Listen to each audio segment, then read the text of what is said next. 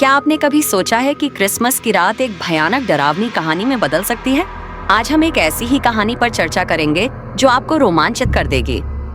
ओह, ये तो बहुत दिलचस्प लग रहा है। क्या ये किसी फिल्म या किताब की कहानी है? दरअसल ये एक लोक कथा है जो पीढ़ियों से चली आ रही है। इसमें एक जोड़े की कहानी है जो क्रिसमस की रात अपने गांव लौट रहे थे। उनकी कार अचानक एक घने जंगल में। अरे बाप रे, वो भी क्रिसमस की रात में। ये तो बहुत डरावना हो सकता है। बिल्कुल, और यही तो इस कहानी की शुरुआत है। सुरेश और कविता नाम के इस जोड़े को मजबूरन पैदल ही अपने गांव जाने का फैसला लेना पड़ता है। जंगल में चलते हुए उन्हें किसी के कदमों की आहट सुनाई देती है। ये तो और भी डरावना हो गया। क्या वे किसी को देख पाते हैं? नहीं, वे किसी को नहीं देख पाते, लेकिन उन्हें जंगल में एक पुराना टूटा फूटा चर्च दिखाई देता है। वे मदद की उम्मीद से चर्च में दाखिल होते हैं।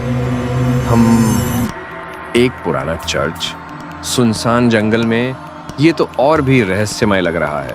बिल्कुल, और जब वे अंदर जाते हैं तो वहाँ का नजारा उन्हें हैरान कर देता है। एक पुरानी क्रिसमस ट्री जल रही होती है, लेकिन उस पर लगे सजावटी सामान से खून टपक रहा होता है। अरे बाप रे, ये तो बहुत ही भयानक है। क्या ये किसी हॉरर फिल्म का सीन लग रहा है? हाँ, बिल्कुल ऐसा ही लग रहा है। लेकिन यह कहानी हमें याद दिलाती है कि कैसे लोक कथाएं अक्सर फिल्मों और किताबों का आधार बनती हैं। क्या आप जानते हैं कि भारत में ऐसी कई लोक कथाएं हैं जो बाद में फिल्मों का हिस्सा बनी? ओह, ये तो बहुत दिलचस्प बात है। क्या आप कोई उदाहरण दे सकते हैं? बिल्कुल, उदाहरण के लिए स्त्री फिल्म एक ऐसी ही लोक कथा पर आधारित थी। यह चंडीगढ़ की एक पुरानी कहानी पर आधारित थी जिसमें एक चुड़ैल के बारे में बताया गया था। वाह, मैंने वो फिल्म देखी थी, लेकिन मुझे नहीं पता था कि यह एक लोक कथा पर आधारित थी।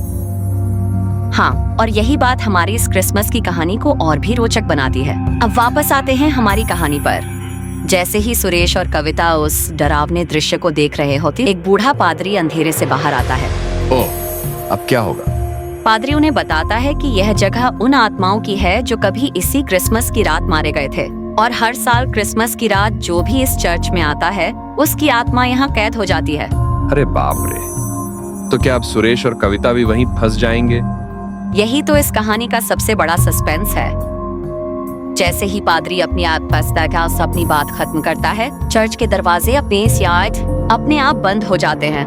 वाह, ये तो बहुत ही रोमांचक मोड़ है। मुझे लगता है कि इस कहानी में बहुत सारे सिनेमाई तत्व हैं। बिल्कुल सही कहा आपने। इस तरह की कहानियां न केवल मनोरंजन का स्रोत होती हैं, बल्कि वे हमारी संस्कृति और परंपराओं को भी दर्शाती हैं।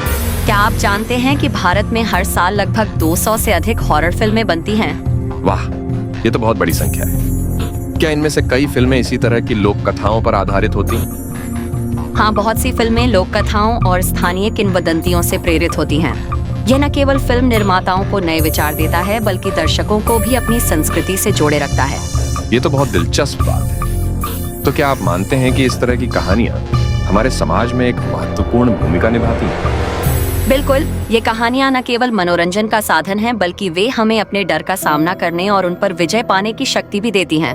वे हमें याद दिलाती हैं कि जीवन में कठिनाइयां आती हैं, लेकिन हम उनसे पार पा सकते हैं। यह एक गहरी बात है। तो क्या आप मानते हैं कि सुरेश और कविता भी अपने डर पर काबू पाएंगे?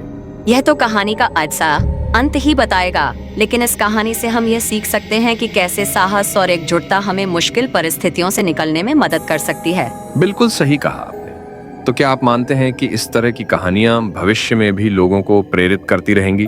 हाँ, मुझे लगता है कि ये कहानियां हमेशा प्रासंगिक रहेंगी। वे न केवल हमारी कल्पना को उत्तेजित करती हैं, बल्कि हमें अपने आसपास की दुनिया को नए नजरिए से देखने के लिए प्रेरित भी करती हैं।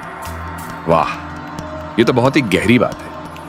मुझे लगता है कि हमने आज एक साधारण सी लगने वाली कहानी से बहुत कुछ सीखा है। बिल्कुल, और यही तो इन कहानियों की खूबसूरती है। वे हमें डराती हैं, लेकिन साथ ही हमें सोचने पर भी मजबूर करती हैं। तो अगली बार जब आप कोई डरावनी कहानी सुने या फिल्म देखें, तो उसके गहरे अर्थ को समझने की कोशिश करें। हाँ, मैं जरूर ऐसा करूंगा। धन्यवाद इस रोचक चर्चा के लिए। आपका भी बहुत बहुत धन्यवाद। उम्मीद है कि हमारे श्रोताओं को भी यह चर्चा पसंद आई होगी। याद रखिए, हर कहानी के पीछे एक गहरा संदेश छिपा होता है, बस उसे ढूंढने की जरूरत है। अगली बार फिर मिलेंगे एक नई और रोचक कहानी के साथ। तब तक के लिए अलविदा।